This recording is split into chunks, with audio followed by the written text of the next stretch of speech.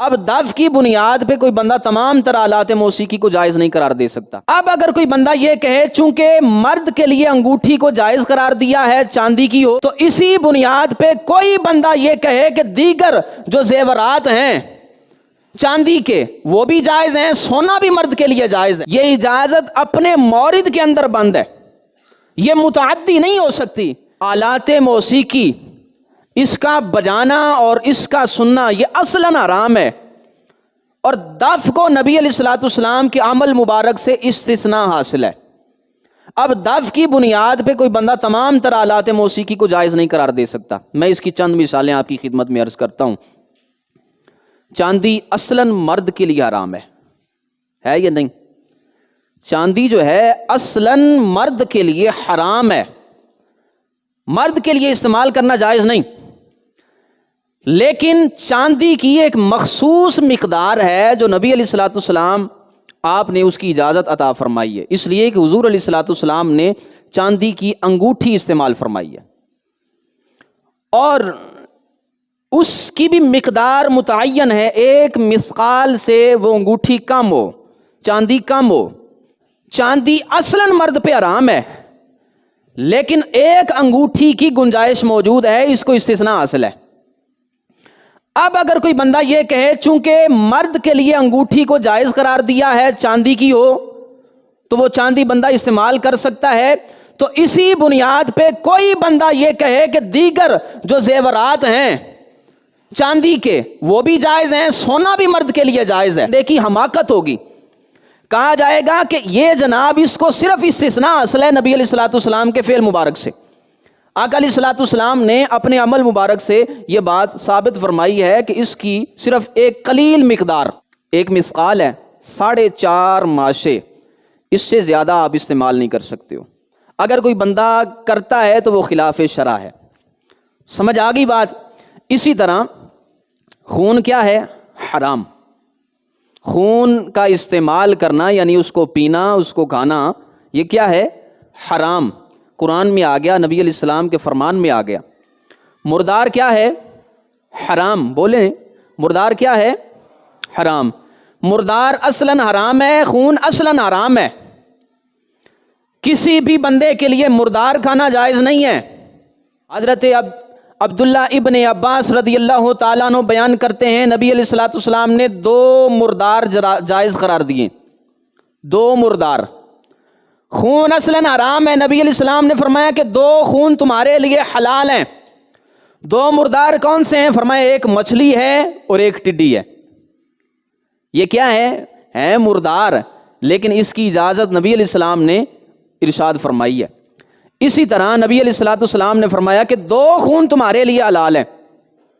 وہ خون کون سے ہیں؟ فرمایا ایک جگر ہے اور دوسرا تلی ہے۔ یہ بھی خون ہے، جگر ہے، تلی ہے، اس کی اجازت عطا فرما دی۔ معلوم ہوا کہ مردار اصل کے اعتبار سے حرام ہے، لیکن 2 مردار مچھلی اور ٹڈی کو استثناء حاصل ہے۔ خون اصلاً حرام ہے، لیکن 2 خون ایسے ہیں جن کو نبی علیہ الصلوۃ والسلام کے فرمان کی وجہ سے استثناء حاصل ہے۔ اسی طرح موسیقی کے تمام تر آلات وہ حرام ہیں، لیکن دف کو استثناء حاصل ہے۔ کس وجہ سے؟ نبی علیہ الصلوۃ والسلام کے عمل مبارک کی وجہ سے۔ اگر نبی علیہ الصلوۃ والسلام کا عمل مبارک نہ ہوتا تو یاد رکھیں جس طرح باقی تمام تر آلات وہ حرام تھے، اسی طرح دف بھی حرام تھی، لیکن استثناء کس وجہ سے ہے؟ نبی علیہ الصلوۃ والسلام نے استثناء فرما دیا۔ اسی طرح آپ دیکھیں ریشم مرد کے لیے جائز نہیں، ریشم کا استعمال مرد کے لیے جائز نہیں ہے، اصلاً حرام ہے۔ نبی علیہ السلام نے اس کو منع فرمایا ہے، ریشم کا استعمال نہیں کر سکتا، جس طرح میں نے بخاری کی وہ حدیث آپ کے سامنے پیش کر دی۔ نبی علیہ السلام نے فرمایا یستحلون الحر والحریر، فرمایا ایک قوم آئے گی جو زنا کو جائز قرار دے گی اور ریشم کو جائز قرار دے گی۔ معلوم ہوا نبی علیہ الصلوۃ والسلام نے ریشم کو حرام فرمایا ہے، ریشم حرام ہے، لیکن اس کی ایک مخصوص مقدار ہے، جس کو نبی علیہ الصلوۃ والسلام نے اپنے عمل مبارک سے وہ ثابت فرمایا۔ حدیث میں آتا ہے نبی علیہ الصلوۃ والسلام کے پاس ایک چادر مبارک تھی اور اس کے کنارے جو تھے نا اس کے اوپر ریشم لگی ہوئی تھی، اور 4 انگل کی مقدار میں ریشم لگی ہوئی تھی۔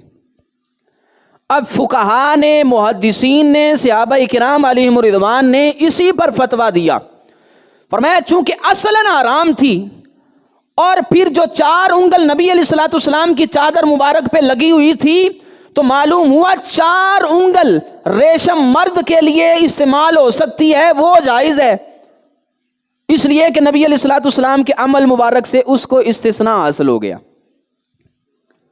حضرت فاروق اعظم رضی اللہ تعالیٰ عنہ آپ نے خطبہ دیتے ہوئے ارشاد فرمایا مرد کے لیے صرف 4 انگل ریشم جائز ہے، اور وہ بھی امامہ ہو تو اس کے کنارے پہ لگائی جا سکتی ہے، چادر ہو تو اس کے کنارے پہ لگائی جا سکتی ہے، تو صرف 4 انگل اجازت ہے اس مقدار میں۔ کیوں؟ نبی علیہ الصلوۃ والسلام کا عمل مبارک آ گیا۔ نبی علیہ الصلوۃ والسلام کے عمل مبارک نے اس مسئلے میں ریشم کو مستثنا قرار دے دیا، ہے حرام۔ اب اگر کوئی بندہ یہ کہے کہ دیکھیں نبی علیہ الصلوۃ والسلام نے ریشم کو استعمال فرمایا ہے، نبی علیہ الصلوۃ والسلام نے چاندی کو استعمال فرمایا ہے، تو لہٰذا بندے کو چاہیے کہ وہ جناب ریشم کا پورا لباس وہ استعمال کر لے۔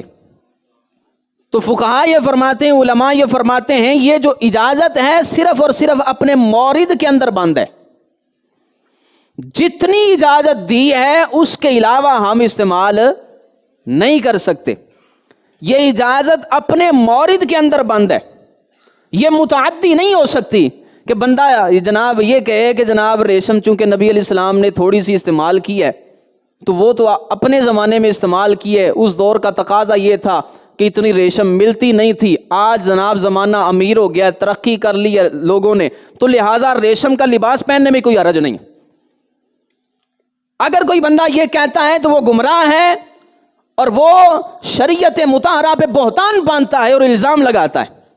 جس طرح جناب مردار مچھلی اور ٹڈی کے علاوہ کوئی بندہ نہیں کھا سکتا، جس طرح ایک انگوٹھی کے علاوہ چاندی مرد استعمال نہیں کر سکتا، جس طرح سونا مرد بندہ استعمال نہیں کر سکتا، جس طرح ریشم 4 انگل کے علاوہ بندہ استعمال نہیں کر سکتا، اسی طرح دف کے علاوہ تمام تر آلات وہ جناب حرام ہے،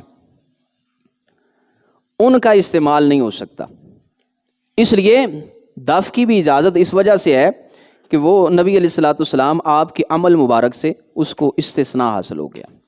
اور پھر دف کا مطلب یہ نہیں ہے کہ دف کی اجازت مل گئی ہے تو فرمایا کہ اب جہاں مرضی عام حالات ہوں تو تب بھی جناب دف جائز ہے۔ فرمایا کہ جہاں اجازت ملی ہے اسی موقع کے لیے خاص ہے، چونکہ یہ اصلاً حرام تھی تو نبی علیہ السلام نے اپنے عمل مبارک سے اس کو رخصت دی ہے، تو جب اس کو مستثنا قرار دیا ہے تو جس حوالے سے اور جس موقع پہ جناب اس کی اجازت عطا فرمائی گئی ہے ہم اسی موقع پہ استعمال کر سکتے ہیں۔ اور وہ کون سا موقع ہے؟ وہ شادی کا موقع ہے، عید کا موقع ہے، ولیمے کا موقع ہے۔